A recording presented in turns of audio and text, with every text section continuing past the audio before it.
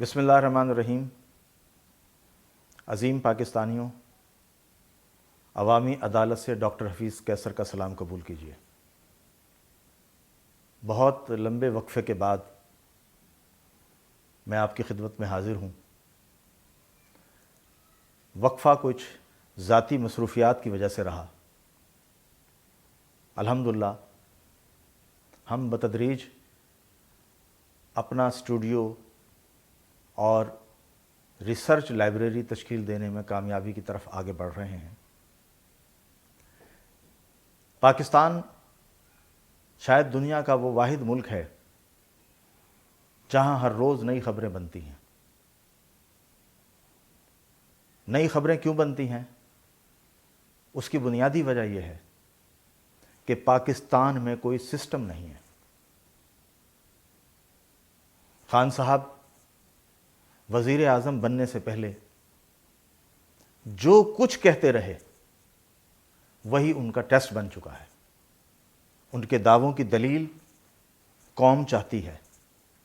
اب خان صاحب یہ کہتے رہیں کہ فلاں معاملے میں نواز شریف کا قصور تھا، فلاں واقعات میں زرداری کا قصور تھا۔ بھائی وہ تو تھا، لیکن لوگوں نے، عوام نے آپ کو جو مینڈیٹ دیا ہے وہ کس لیے دیا تھا؟ صرف اس لیے دیا تھا کہ آپ ان کی غلطیوں کا خاتمہ کریں اور اس ملک اور قوم کو بحرانوں سے نکالیں۔ آپ کا یہی دعویٰ تھا۔ آپ نے وزیر اعظم بننے کے بعد خود یہ اعلان کیا کہ پاکستان کو ریاست مدینہ کی طرز پر چلایا جائے گا۔ عوام کی توقعات اس کے مطابق ڈھل گئیں۔ آپ اپنے کردار کا، اپنے دعووں کی روشنی میں خود جائزہ لے لیجئے۔ آپ دوسروں کو برے الزام نہ ٹھہرائیے۔ کیا خیال ہے؟ ریٹائرڈ جسٹس وجیہ الدین صاحب نے بنے گالا کے اخراجات سے متعلق جو باتیں کی ہیں، آپ کے وزراء بیانات نہ بھی دیں، آپ آ کے ثابت کریں نا۔ آپ کہیں نا کہ میں پاکستان کو ریاست مدینہ کی طرز پر چلانے کا دعوے دار ہوں۔ جسٹس صاحب میں آپ کی بات کو فیس کروں گا۔ آپ ثابت کریں کہ جسٹس صاحب جھوٹ بول رہے ہیں۔ آپ ثابت کریں کہ جسٹس صاحب غلط بیانی کر رہے ہیں۔ آپ ثابت نہیں کر سکتے۔ اس لیے نہیں کر سکتے کہ الیکشن کمیشن میں فارن فنڈنگ کیس سے آج تک آپ فرار ہیں۔ آپ اس کا سامنا نہیں کر رہے۔ یہ دلیل نہیں ہے آپ کے کردار کی، آپ کے دوہرے کردار کی۔ خان صاحب، ریاست مدینہ دنیا میں آئیڈیل ترین ریاست تھی۔ کیسے؟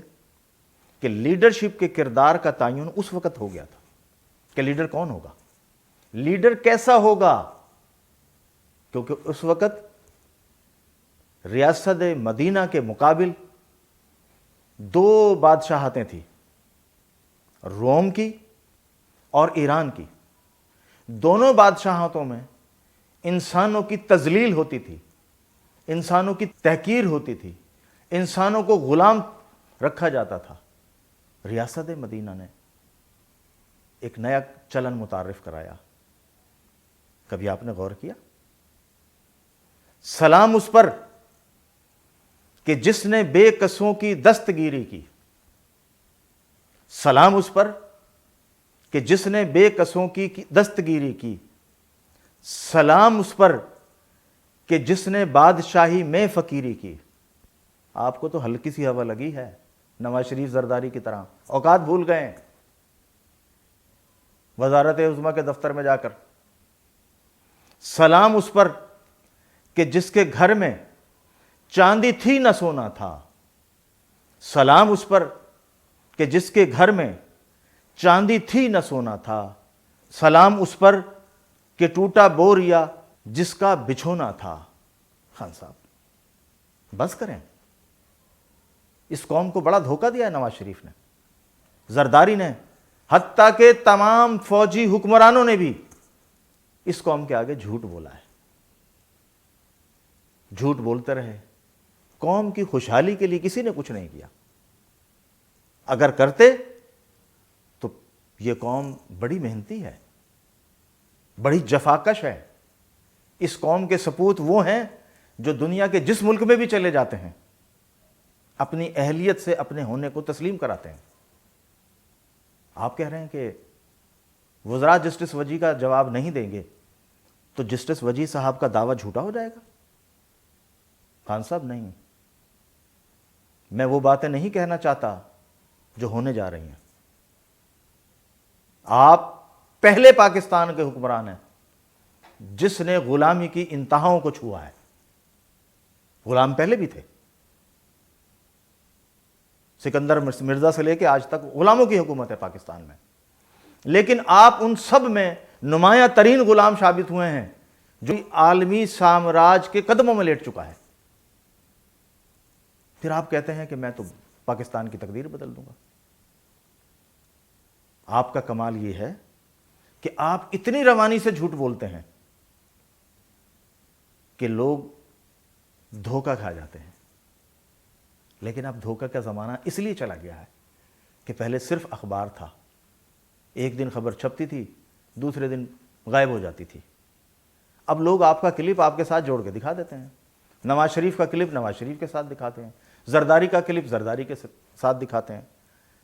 پارلیمانی نظام کی بدترین شکل اس ملک میں ہے، اور آپ بدترین حکومتوں کے آخری حکمران ہیں۔ اس کی وجہ کیا ہے؟ اس کی وجہ یہ ہے کہ ریاست مدینہ کا نام تو آپ نے لے دیا، پاکستان عکس مدینہ بننے جا رہا ہے۔ تمام حکومتیں فیل ہو چکی ہیں اور آپ بدترین فیلئر کا شکار ہیں۔ آپ کے فیلئر کو کوئی نہیں روک سکتا۔ آج میرا موضوع معیشت نہیں ہے، ورنہ میں کھل کر اس پہ بھی بات کرتا، اور انشاءاللہ بات کریں گے اب، کیونکہ پروگرام شروع کر دیے اب۔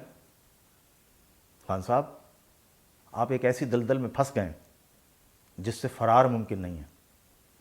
جو اشرافیہ آپ کو لے کر آئی، جس اشرافیہ نے یہ سوچا تھا کہ آپ کے ذریعے ان کی ڈوبتی ہوئی ناؤ بچ جائے گی، وہ بھی نہیں بچیں گے۔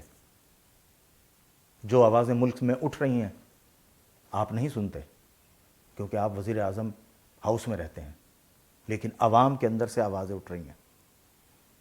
ڈالر 200 تک جائے گا، پیٹرول 200 تک جائے گا۔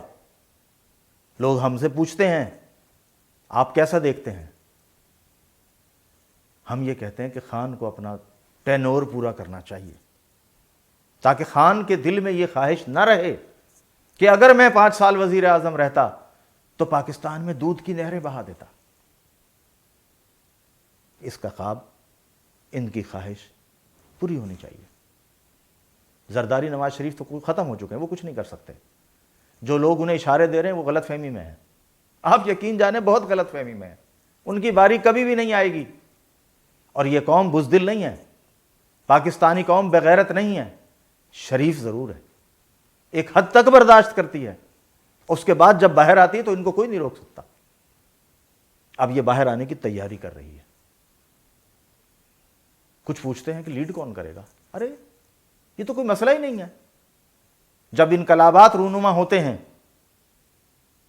تو رب لیڈ کرنے والوں کو بھی بھیج دیتا ہے۔